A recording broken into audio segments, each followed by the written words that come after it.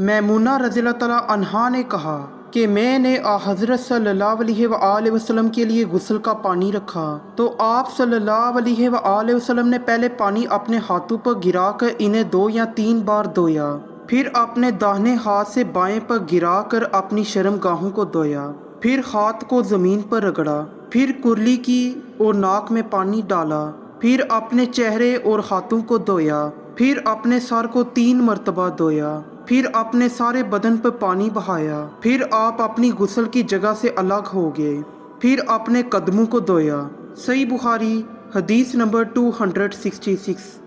हज़रत आयशा रज़ियल्लाहु तआला अन्हा ने फरमाया, अल्लाह अब्दुर्रहमान पर रहम फरमाए, मैंने तो रसूलुल्लाह सल्लल्लाहु अलैहि वसल्लम को खुशबू लगाई, फिर आप अपनी तमाम अज़वाजे मुख्तरात के पास तशरीफ़ ले गए और सुबह को अहराम इस हालत में बांधा कि खुशबू से बदन महक रहा था। सही बुखारी हदीस नंबर 267।